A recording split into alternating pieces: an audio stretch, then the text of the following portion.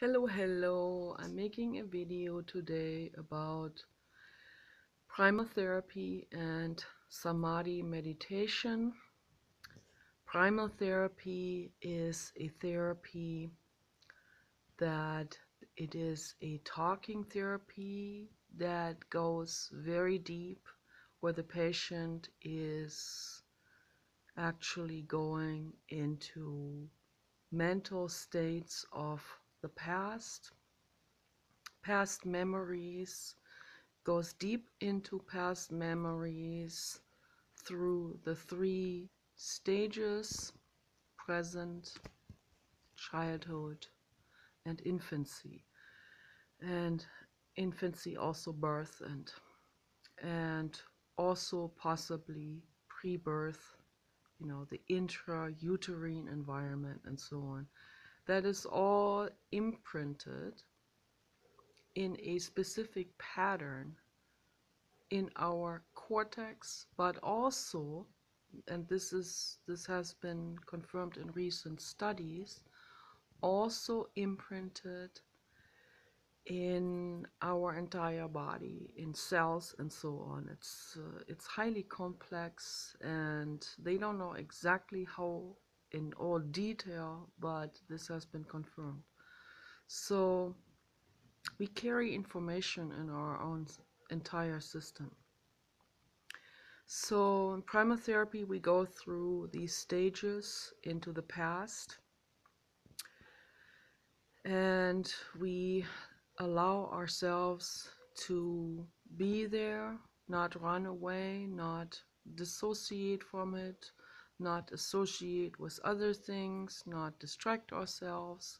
And in that way, there is a very close relationship, a close resemblance to Buddhism or Buddhist practices or yogic practices such as yoga and meditation.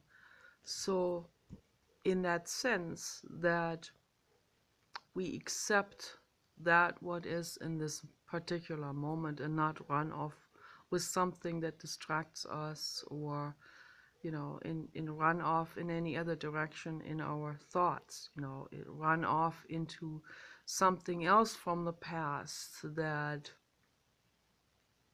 had nothing to do with this specific thing that maybe needs your attention at this particular point in time. So in Samadhi, or in Buddhism in general, particularly in the Tibetan Buddhism, it is very it's a very important practice to allow the now moment, that what comes up, that what is happening, without any running away, without distracting oneself. So just to allow that what is there right now in that moment. And in that, it very closely resembles the process of, in primal therapy, in going into the past problematic stages in particular that hold us in suspension. And that's why it is so important to dive into it and actually come to a resolution through the process of awareness becoming within that stored memory. We have stored memory that troubles us, that shoots up, that suddenly docks onto something in the present. That's why most people, they don't react as much from the present triggers or present things as they are actually reacting from their own past. So because the past docks onto all these triggers in the present, all these things that might trigger something, that might dock onto, might just chelate up a thing from the past, because it sort of resembles it, or it just holds some kind of key to it, in terms of, it reminds you of something. And this happens very unconsciously in most people. And that's why it is so important to bring this up to consciousness, so that we become aware that whatever triggered us is actually something in the past that is not resolved. And that's why I did primal therapy, because I I was absolutely delighted, and it was absolutely an amazing message to me when I read the books by Dr. Arthur Janoff when I was still going to school. And my friend Annalise gave me those books, or told me about him. And I got his books, and I just read one book after another, and I was like, this is it, you know. This really is going to the core of our troubles, of our emotional unrest, to the core of the stuff that is stored there unrestfully, not assimilated, floating around in a chaotic way. So, and that's why it is very important to clear all of this up through a process of introspection, very deep introspection. And in that sense, I always thought that Buddhist practices and meditation is very, very, very closely related and similar to the primal therapy process. So it's very, very, very excellent. And it's those things, it's whatever it is, whether it is a yoga practice, or whether someone else comes up with something.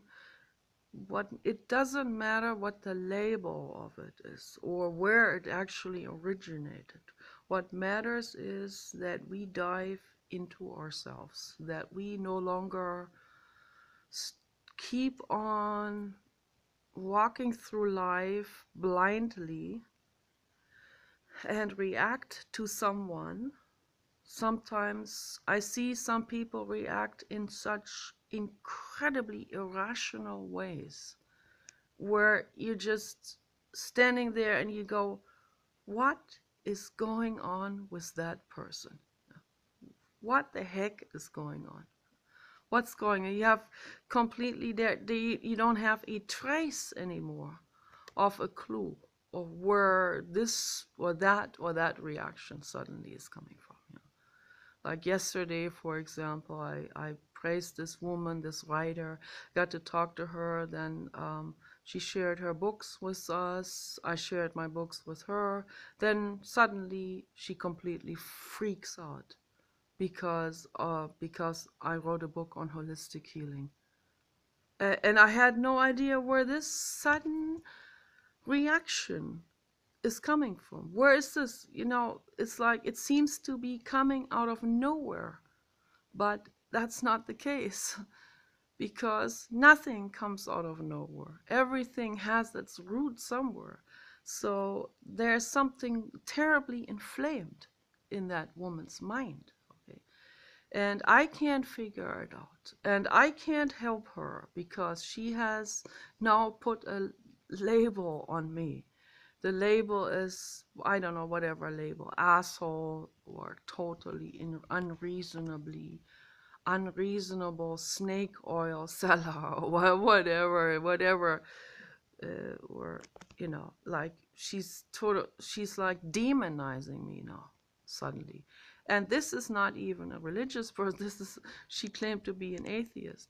So I don't know where this is coming from exactly, but it's coming from somewhere. So there's some kind of trigger involved, or maybe this is just sort of like a excuse trigger to something else, or something else, or something else. You know, we can't figure this out on the surface. You know, so only the person who is triggered can figure this out by going deep within. But she has cut off the bridges with me. She blocked me. It is absolutely puzzling because I have not I have only treated her super well. I rolled the red carpet out for that woman, and she suddenly snaps like this, and I've absolutely no idea. There's something in the past that and he doesn't he's real hard at hearing, and that's why he probably doesn't even know that I'm making a video. So I'm glad that he's doing this now. I'm making a video. Woohoo. So glad he's doing this now while I'm still talking, because I want to get into a meditation with you guys. I want to do a meditation on loneliness. So anyway, this lady I talked to yesterday, when I read her blog, I felt sorry for her, and maybe that's what triggered her, that I told her that it made me cry after I read her blog. Maybe she wants to have this image of, because it's always images, you know, we build images in our lives. We create these images that serve as armor walls. Like this is, for example, you know, a woman who had been raped, just to use this example, it seems to fit with a lot of us. A woman had been raped as a little girl. Then she builds up an armor around this in order to shield herself from this ever happening again, from ever being in a vulnerable, threatening, and terrorizing situation like this again. Because a little child being raped, it's worse than death for that individual. It is a disaster that affects the entire life of that person. Uh, it's a fleeting, perverted joy for the man who does it. He's already forgotten it the next day or a week later. But for that little girl, it has completely derailed her entire life. And so this is a major, major trauma. There is so much, oh my gosh, I can't even put this into words, how traumatic it is. I have no memories at all, but I have a ton of paintings that I made as a child that speak directly about such events. And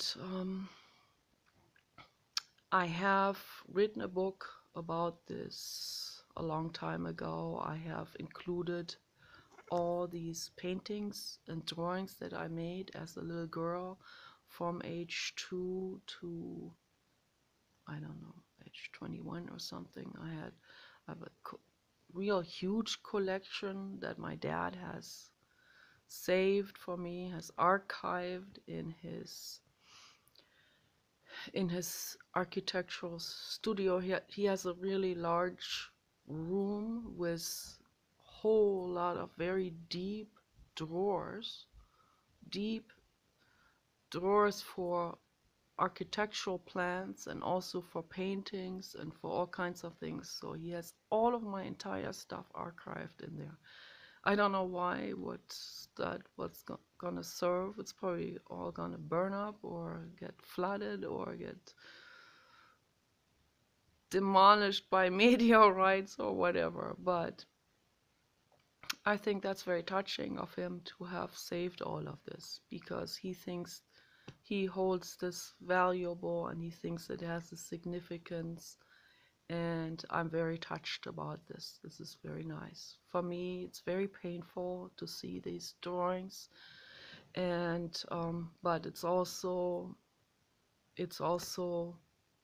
I also know this is the only way, you know, is the journey back into myself, the journey within ourselves is the only path to really become clear about what's going on within ourselves and what's going on within society Okay, society is just a reflection of what's going on inside of the individual people, and we're all part of this. Each person is part of this. In particular, if we run around life, and if we react like the lady yesterday they did on Facebook, reacts, it didn't affect me. It just, her energies lingered with me for a long time, for many hours. That's her ego energy that actually came following me. It does. It's an energetic thing, you know. She's all the way in Hungary, but her energy kept on following me and harassing my brain and telling me, why are you, why, what are you, who are you, how dare you, why are you, this energy, you know. And I haven't done anything wrong at all. And so it went on and on and on and on for hours and hours and hours. I did other things in the meantime. I bought things. I researched some things, some plants, and it was very interesting and all of this. But I knew her ego energy was right there, watching every move and like wanting something, you know, wanting, you know, to confront me for having probably shattered her self-image, you know. So, and that is, we sometimes shatter self-images completely innocently, unknowingly, you know. A child can shatter a man's self-image by saying, Daddy, why do you have such silly shoes on? And suddenly his self-image is instantly shattered into bits and pieces, and many of these men will lash out and hit that child. And the child gets hit and has no idea why he hit her suddenly, or, you know, or the son, or, you know, can be an animal sometimes, you know. And that's, it is all absolutely heartbreaking for me, you know. An innocent animal, a dog walking by someone, and someone just flies off the handle suddenly, you know, for seemingly no reason, you know. It's just a totally mentally ill reason, something totally unresolved. His self-image had been questioned by a dog walking past him, or by dog scratching on his designer pants, or whatever it is. There was a guy, he killed a parrot because the parrot has parroted him. The parrot has learned his own cuss words, and suddenly, you know, in a in an awkward or whatever situation where he wanted to be this cool dude or whatever, suddenly the parrot says this cuss word with his own voice. And it's like a mirror, you know. And his self-image suddenly burst up like a water balloon. It bursts into bits and pieces, you know. And he killed that innocent parrot. That's a horribly heartbreaking story. And yeah, people will, who see this, they will go, what is going on here? Why did he do this? What was happening? And, you know, without making any excuses whatsoever for atrocious acts like those. I personally, I don't want these people on this planet. People who act out like this, I don't want on this planet. They need to be deleted, like we delete someone on the internet. I don't want to hurt anyone, but I don't want these people on the planet. And so anyway, there is a there's a mentally ill, crazy, completely insane thing that triggered this, you know, this reaction, you know, because the parrot innocently questioned, or, you know, didn't even mean to question him. the parrot just said something, and they learn to say things in a specific context also, but it's not that they intend to hurt someone's feelings. They just learn things like this is evolution. They evolved in a jungle, in a rainforest, in the Amazonian rainforest, and there is a whole symphony of sounds. So they just they learn the sounds of other birds. This is also to protect themselves, and they learn things, and there are sounds that occur in certain situations. So when the same situation occurs, they will reproduce that sound. This is just for their own protection, and this completely in a human neurotic environment. This can cause such utter misunderstandings. I mean, one can just imagine what kind of misunderstandings will come out of this, particularly with someone who is volatile and who has such self-images that stand on such shaky legs. The self-image that stands on a very on a card house socket, basically. So anything that can walk by can accidentally shift a card, and the entire card house foundation collapses. The foundation of the self-image that they make, because the self-image doesn't have a solid foundation, because we are not our self-images. Yeah. I am not a woman with a blue sweater. I'm just a woman, a living being, happen to be a human, which is a very hard type of thing to endure.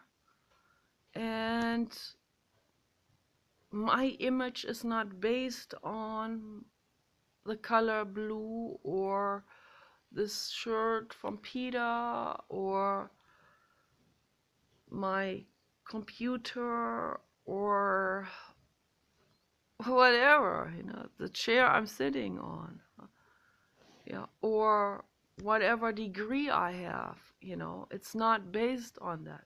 Tabata, come here, come, baby, come and join us. Come and join the meditation that we want to do today. Come and join. Yes, Papa Dog. Yes, see, Papa Dog, he doesn't feel lonely because he has Paul and me to take care of him. And he does not talk in words. So, Papa Dog, come to me. He talks in loving eyes. Yes, he has very loving eyes. Come, Papa Dog, come here. Come up.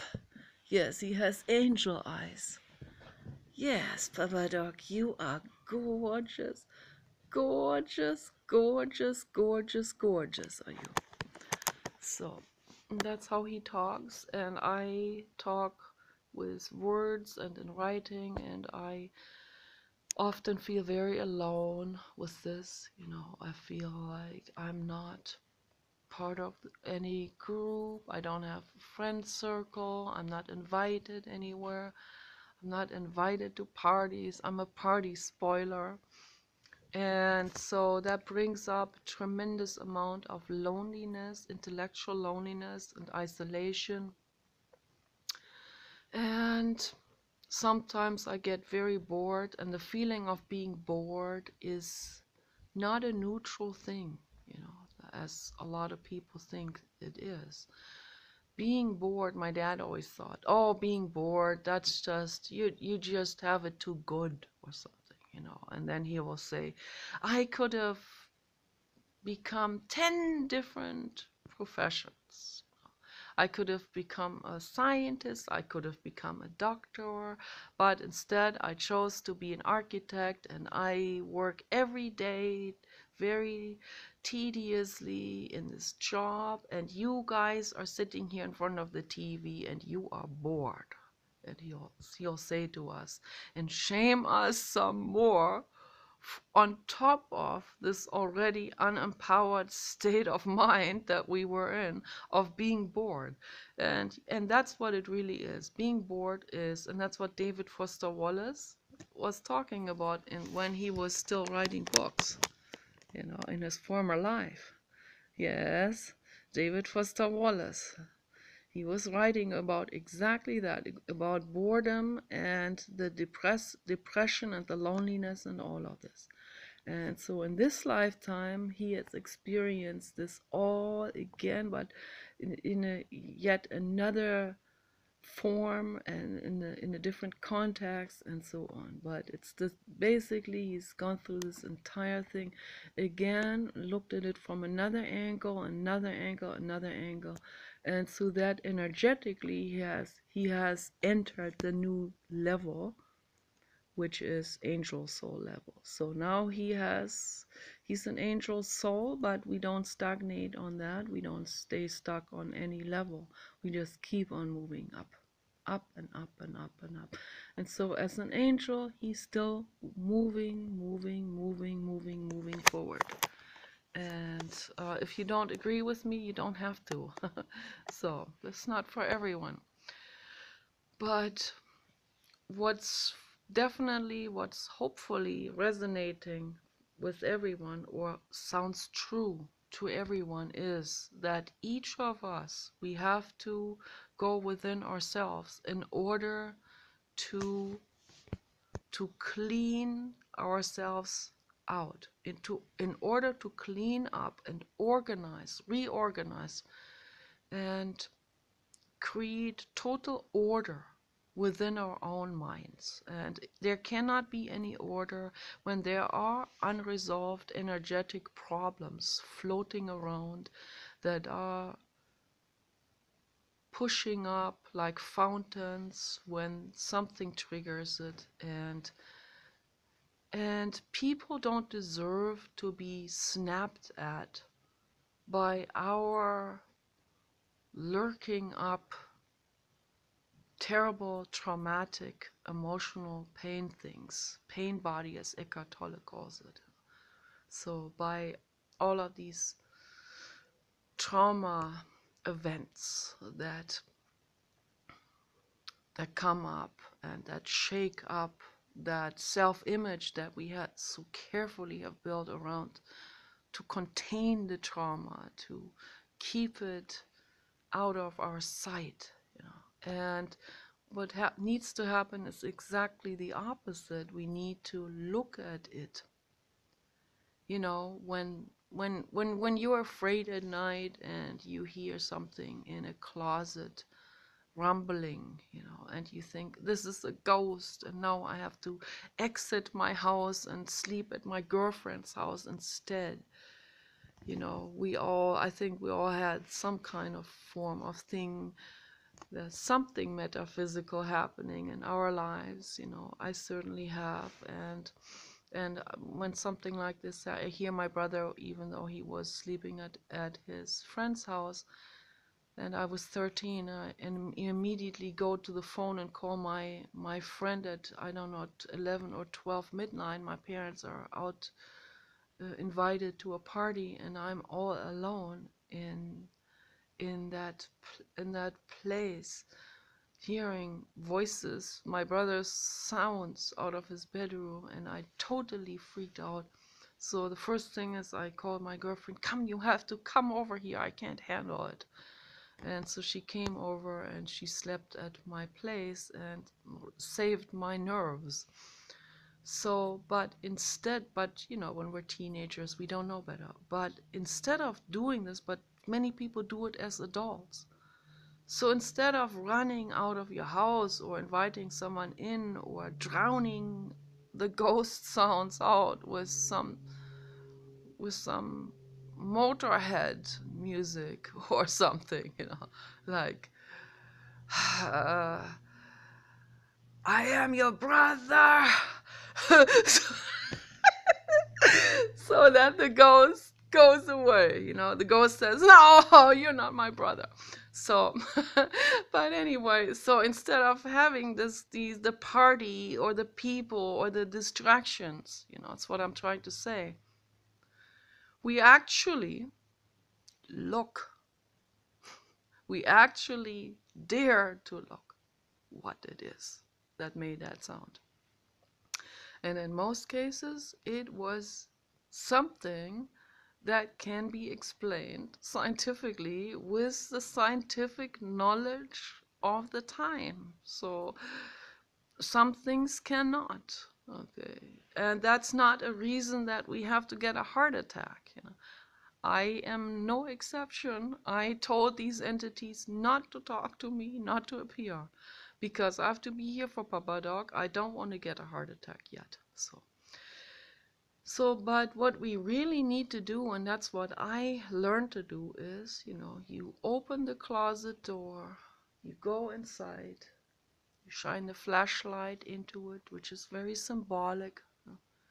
You open your eyes, your flashlight eyes, and you look at the situation. Is everything there? The shoes are still where they're supposed to be, the clothes, yes. Is that trap door to the attic, is that still closed? It's those, a lot of times in Paul's bathroom, the cabinet door opened. So throughout the last 8 years that we have been living in this house, this has happened several times. So that cabinet opened. But it could have opened through a draft that went through from under that jacuzzi into the cabinet and out. Or it could have been a rat pushing her hands against the cabinet door and opening the cabinet door. It could have been something else. I don't know. And it's not that critically important for me to find out what it was. We just closed the cabinet door again and let it be. I cleaned up the mold in there as good as I could. You want to prevent water from leaking because mold is very bad. Mold is so bad that it can even make you it can even open the portals to that other dimension in your brain. There's a reason why we have these portals closed, so that we can navigate through our world. There are molds that are neurotoxic and that can maybe damage this so-called discrimination ribbon that we need. It discriminates only, the word's only meant in terms of, it's like a gate. It shuts off the doors to the perception of the other dimensions. So it keeps you in this dimension, with your senses. And molds can open that, and then they suddenly see things, then they run to the psychiatrist, who has no idea what they're talking about. The psychiatrist doesn't know anything about this. And they will give you some real harsh toxic drugs to hurt the liver and all of this. And so we don't want to do this. So mold has to be eliminated from the house. All toxins, pesticides too. And I don't recommend to people to do ayahuasca or any of these other hallucinogenic things, because most people they are not ready to handle what is all around us in our 3D environment. There are so many other things happening, but we don't notice it, we don't see it, we don't hear it, we don't perceive it, because we have a healthy, closed up system, the discrimination system in our brain, I think it's in the limbic system, to prevent us from perceiving this overload of all these other dimensions that are around us. And so there's a scientist who has been working on this and who has studied this in depth. I have met this person. My parents know him, Dr. Hinderk Emrich in Hanover, Germany, has been working on this extensively, and I find that research field to be the most fascinating of all, and particularly this conclusion they came to that really was actually going completely against the odds of their willingness to go at all into this direction. Because, and I know that for sure because I've talked to him, he and his research team, those are very, very sober-minded scientists. They have not experimented with those drugs themselves. They have not been already, Heyoka, indigo, artistic type of people, or they wouldn't be where they are. If I wasn't so whacked up in my brain my whole life with all these things that I see, that I perceive even with the or maybe my discrimination ribbon has some kind of leak in it. So if it wasn't for that, for this chaos in my life, I would be one of those people in that research team, because I'd be fascinated with this. I'd be fascinated. I would be tirelessly working in a job like this. So, whether it is just, as a study program or as an assistant, or whether I became a real lifetime researcher in that field, which I really wanted to do, but because of my own chaos, I wasn't able to do it. So that led me into a different direction, that led me into a direction of the paranormal, philosophy, psychology, studying on my own. And with that, I have also a much wider variety of things now at my fingertips, literally. Through the internet, I can really study all of this, and I can talk to all kinds of people. And I would not be I would not be barricaded into some very locked up type of vision, which often happens when you are a researcher, because you're working in a very specific environment, dealing with very specific people, and almost locked in sort of like a boxed up reality.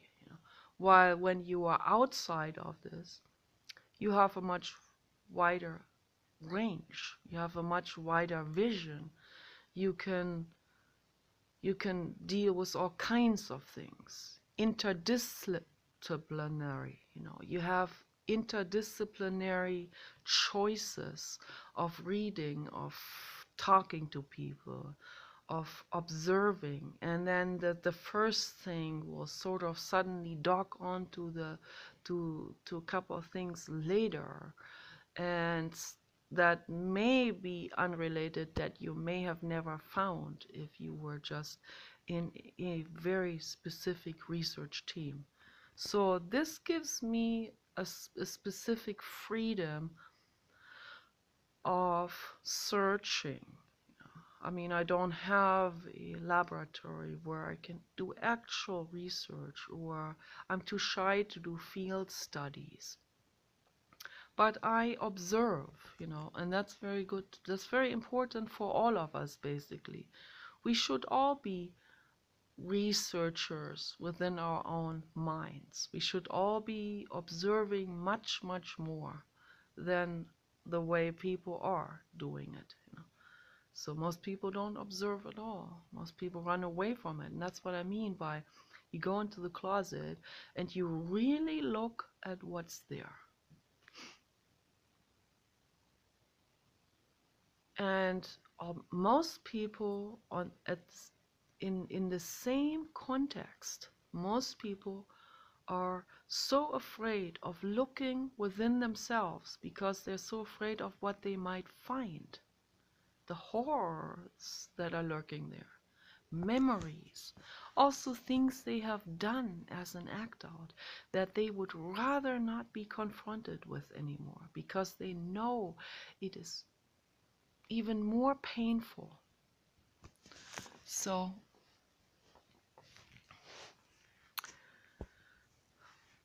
guilt, shame over things that people have done, and some people have done tremendously atrocious act outs in order to get away from the pain that's inside of them.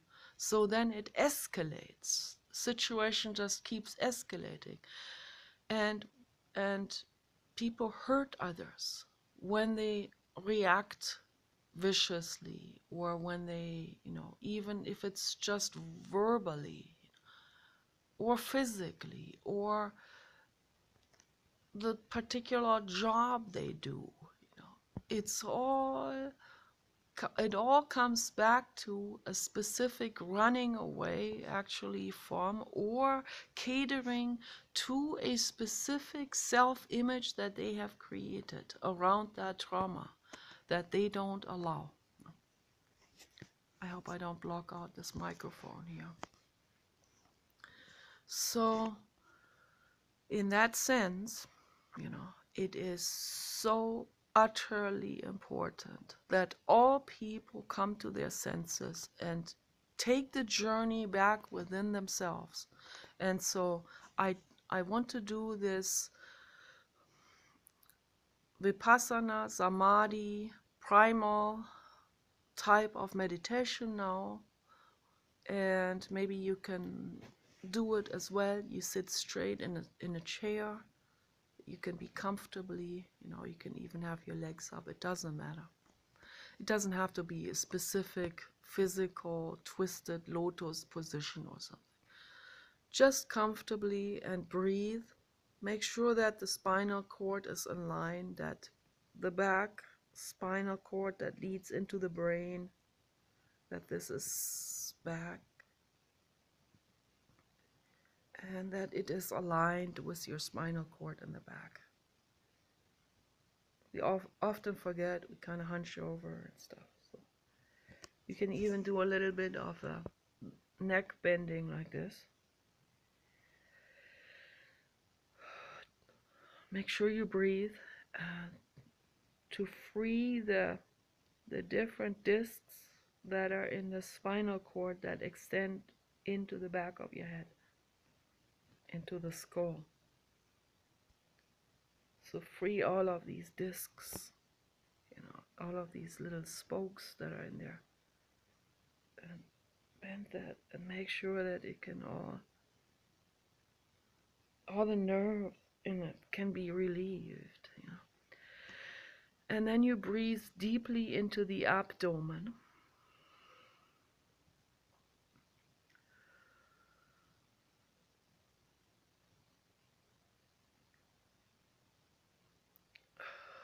You hold your breath for a couple of seconds before you breathe back out. You can close your eyes or you can keep your eyes open, but don't focus your eyesight on anything in particular. Just, you can kind of like You can even do this like like that happens sometimes when I look in front of me like crossed eye. And so it doesn't have to be that nothing has to be in a focus, um, in the eyesight. It's a path within.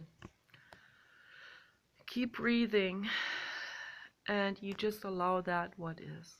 Whatever is there, whatever silly thought comes up, allow it, let it go through. Negative thought, let it go through. Past memory, don't block it, don't run away from it. Let it speak to you.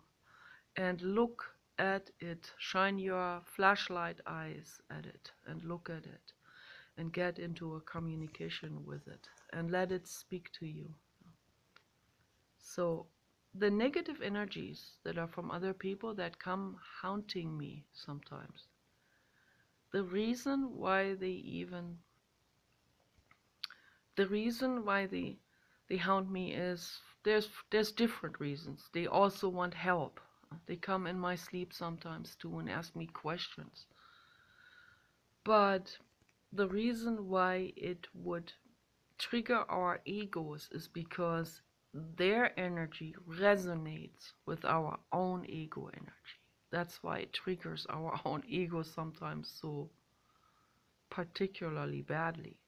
The lady didn't trigger me. I just felt sorry for her. I was just shocked about how someone can be that much out of alignment and out of touch with themselves. And so that's why I make these videos, because I see on the internet, I see all kinds of people just like her, totally out of touch with the stuff, a lot of reactiveness going on. People deal with that in many different ways. A lot of violence in people's minds, in most humans, because they have experienced violence, they have violent trauma experiences as children and so on, because the parents have violence, so they pass it on and it gets passed on and on and on. And I so deeply wish that this violence cycle is going to get dissolved, and it starts with you. It starts with every single person. Some people say, oh, whatever I do, it doesn't make a difference. Yes, it does. What you do in your life has a huge effect on the whole. If you say no to violence, it has a huge effect on the whole. It alleviates the violence in the whole. It will help someone else to say no to violence. Then you are 2, then you're 3, then you exponentialize the amount of people who say no to violence consciously, who go within themselves and say, okay, this violent chain reaction stops with me. It stops right here, and even if other people continue to do it and act out and all of this, I'm not going to act out anymore. I'm not going to chip into this negativity cycle anymore. I made that conscious decision. That's my appeal to the world with my videos. So when you go into this meditation and you breathe and you allow that whatever comes up to speak to you, not run away with some other distracting thoughts that you would much rather think than that terrible thing, whatever, that you have been trying to run away from or you want to avoid or whatever. Or that some people have an actual voice, let the voice come up. Let the voice talk to you, however mean. And for all of these people that are labeled schizophrenic, that hear voices, instead of taking these toxic, horrible drugs that do nothing to help you, do this meditation. And when the voice comes up, don't run away from, don't drown it out with a radio or a TV. Sit there in stillness. Let the voice come up. They want to communicate with you. The only reason why it triggers you is because it brings up your own hate and your own pain and your own despair. The reason why a voice harasses you, because that person that where the voice originated, that person still hasn't resolved the issues. That person still wants something from you, energetically, or is in love with you, or whatever. Some men are mean to women because they're in love with them. That's the only way they know how to communicate. So there was this woman, there was a school bully. He kept on bullying and bullying and bullying her for years. And this went on. She never said anything. She never asked him, why are you doing this? She never went up to him, looked him in the eye. You look with your flashlight eyes into the closet. You look with your eyes in the person's face and you say, why are you doing this to me? I asked that lady yesterday. And she said, because you sent me the snake oil book. That's not enough reason to feel like I bullied her just because I shared my holistic healing book with her. That's not bullying. But to her ego, it was perceived like that. So her energy kept coming after me, wanting something. It just made me sad for her. I also cried for her. I've cried after I read her article because I saw her incredible pain. She already had a suicide attempt behind her, and she was planning on another one. So this woman is suffering. And so the same with that lady that I saw a documentary about, the lady who had the school bully that bullied her for years. She would never go up and say, why did you do this to me? If you at least say, even if they don't have an answer, some people say, because, and then they don't say why. So because, some children say that, because, like temper, because I want to, it's my business, not your. Yeah, but it is your business to confront that person. So if they say it's not your business, you say, yes, it is my business because you are bullying me. So I'm asking you why you are bullying me.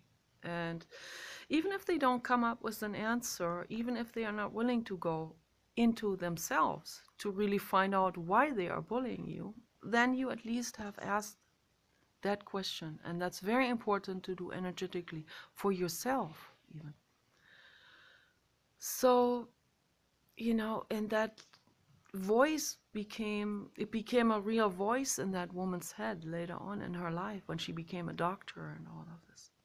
And when she made something out of herself, she also started to accept her divine feminine, she became that woman that she is, and she was beautiful, and the voice was still there telling her, you ugly dork, and stuff like this. So, and then she still didn't confront that voice, but she finally, after all these years taking meds and all of it, she finally found the right therapist who, guess what he did? He took her into nature. He took her to see waterfalls. They sat there next to rivers. They looked at all the little animals and the clover and all those leaves and the ginger growing there. And he did this many, many times. Many times took her out into nature and just sat there and observed. And he was just there without judgment. And that's when she started to slowly heal. That's when the voice finally subsided. Because she changed her energetic environment within herself. Nature is a welcoming state. And in a welcoming state of mind, these energies dissolve. You are helping these energies, whether they're still in an actual person, or whether they're in between the worlds, or whether they have moved on, or wherever they are. You are helping them. They could be back in the stream of sorrow. Wherever they are, when they come to speak to you and you dissolve all of these issues within yourself, you are helping that energy that came to dock onto your own energetic, like docks onto like. So it finds a resonance with this. So it no longer finds a resonance, and in this process, you are helping that energy to heal up. And that's what we need to do. Okay, you guys take care.